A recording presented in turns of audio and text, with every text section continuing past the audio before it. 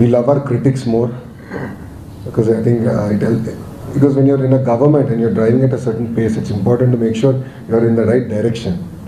Even a degree separation now, 5 years later, will be quite far off from your goal.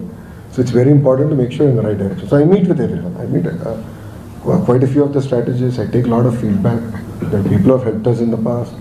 Prashantji is one of the person who was part of, who has helped us, who has given us a lot of feedback during the last electoral process. And we continue to remain in touch. Will be giving you political consultancy as well? Is that on the card? He continues to give us feedback. And I talk to all the strategists in India. I continue to talk to all of them. Only this strategizing part. And he will be enrolled in your party as strategist or what? He's not a party member if you're asking that. He's not a TDP party member. Yeah, I get it, but will it be full term if you are a strategist or something? No, or you no. are just taking suggestions? We are taking feedback. What is their perception on the first 8 months of governance? What are our hits? What are our misses? And we are going a bit more deep down on our misses. How do we correct it? And how do you align with public expectation? That is our focus. When Jagan Mohan Reddy was the chief minister, he tried to create a revolution of sorts by introducing English medium education in government schools. Now you have a deadly combination of being the IT minister and the education minister as well. What vision do you have for schools, especially in the rural areas and in the...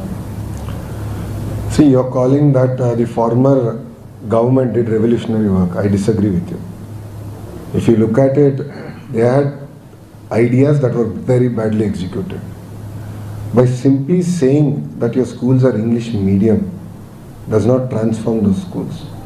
Teachers were ill-equipped, there were no bridge courses for students to adopt to English medium, and they struggled. If you look at it, in fact the numbers are so stark.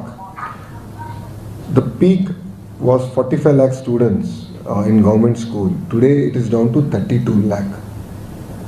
During the last 5 years of YSR CP government, 13 lakh students have left government school to the private schools. This is the biggest debacle in school education that anywhere in India we have seen. So I am focused on sort of fixing things fundamentally, structurally, and yes, in the next 6 months we will launch an entire AI-driven prescriptive homework with tutoring even post-school hours at home. So you will see use of technology extensively, but parallelly I am trying to fix the most fundamental things, fundamental building blocks of school education.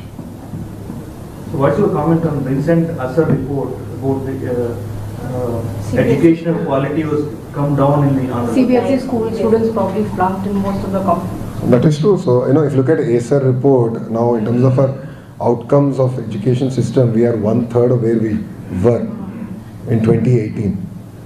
That is a stark report. Same thing with CBSE. CBSE is something that the erstwhile government announced, but didn't even take into consideration that the examination methodology is very different from the state board, and didn't prepare the students. See, I'm a CBSE product, and my 10th class exam was, as much as it was an exam for me, it was for my mother. So she would monitor every unit test, every half yearly, quarter-final, pre-final, then finals very closely. I felt it's a responsibility as the HRD minister that I do the same. So when I institutionalized it and we started testing students, 90% of them were failing in one subject or the other, because they were not ready, they were not prepared for the CBSE model of examination. And that was the challenge. That's where we took a decision that we will implement it, but we will take a little bit more long time in terms of going there. Now the erstwhile government could not even implement state board properly. We lost 13 lakh students, and they spent close to 15 crores for IB report. It is not IB school. For a report from IB, they have spent 15 crores. No. Education ka IB curriculum, not IB report. Not Intelligence Bureau.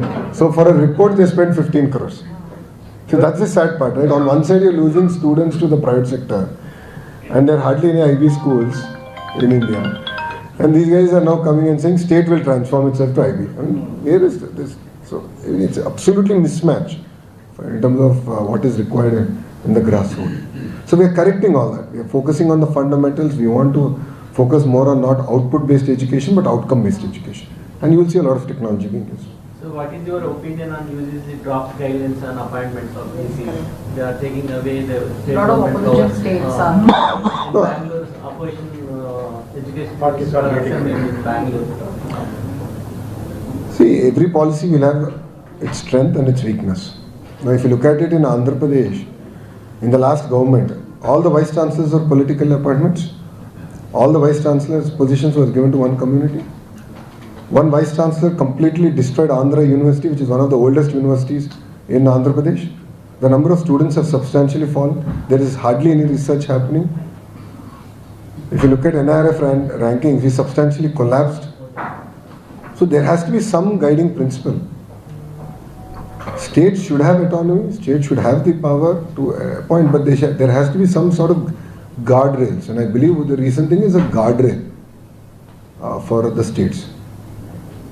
So otherwise, I have seen higher education completely destroyed by the past administration. In fact, education was completely destroyed by the past administration. For the media friends who are from Andhra Pradesh, you know what has happened in Andhra University. How it was used as a political center. And how whenever CM comes, CM would visit Visakhapatnam, they would be taken out onto the streets. So rather than focusing on research, they are focusing on politics. And that is dangerous. That is not a good trend. What do you have to say about AI? Everyone is talking about AI, but there are no regulation as such right now. So what is your opinion on that? Should there be a regulation in place as we take AI in almost all sectors? I think regulations